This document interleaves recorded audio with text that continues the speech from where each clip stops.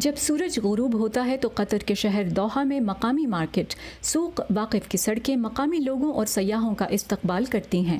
بازار رنگ برنگے سامان، انوکھی خوشبوؤں اور روایتی کھانوں سے بھرا ہوا ہے۔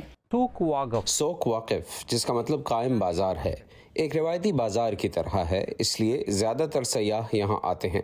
اس میں عمدہ ریسٹورانٹس، روایتی دکانیں، مصالوں اور پرندوں کے بازار بہت مقبول ہیں۔ مہمانوں اور مقامی لوگوں کے لیے یہ پرانے قطر کو دیکھنے کا ایک موقع ہے، جو ہاتھ سے بنی ہوئی مصنوعات بیچنے والے مقامی روایتی کاروباروں سے بھرا ہوا ہے، جو شہر کی بڑی عمارتوں اور شاپنگ سینٹرز کے بالکل برعکس ہیں۔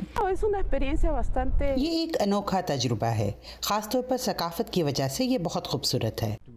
جمال عبداللہ کی سووینیرز کی دکان ہے، جہاں وہ مشرق وسطیٰ کی روایتی اشیاء فروخت کرتے ہیں۔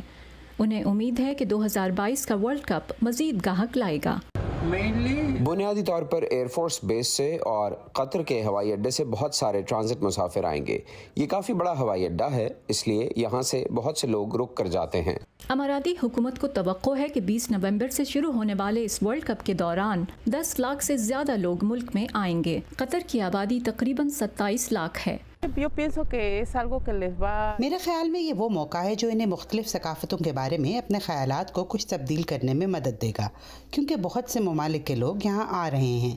لوسیا مازوراتی اور مارٹن کورن دوحہ میں رہنے والا ارجنٹائنی جوڑا ہے۔ ان کا کہنا ہے کہ یہ ایونٹ دنیا بھر کے لوگوں کو فٹ بال کے لیے ان کے مشترکہ شوق کے ذریعے متحد کرے گا۔ مجھے لگتا ہے کہ قطر کے لوگ ان کا بہت مثبت انداز سے خیر مقدم کریں گے۔ یہاں بہت سے ممالک کے لوگ ارجنٹائن کی حمایت کرتے ہیں۔ ارجنٹائن کی حمایت کرنے والی سب سے بڑی کمیونٹیز میں سے ایک ہندوستان، پاکستان، بنگلہ دیش سے تعلق رکھنے والی ہے۔ میں نے کبھی ایسا سوچا بھی نہیں تھا۔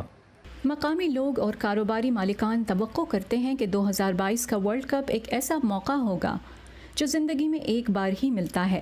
قطر نے، جو روایتی طور پر ایک قدامت پسند ملک ہے، سیاحوں کو راغب کرنے کی امید میں کچھ روایتی اسلامی پابندیوں میں نرمی کا اعلان کیا ہے، جیسے شراب نوشی اور عوامی مقامات پر شور، لیکن ہر چیز تبدیل نہیں ہو رہی۔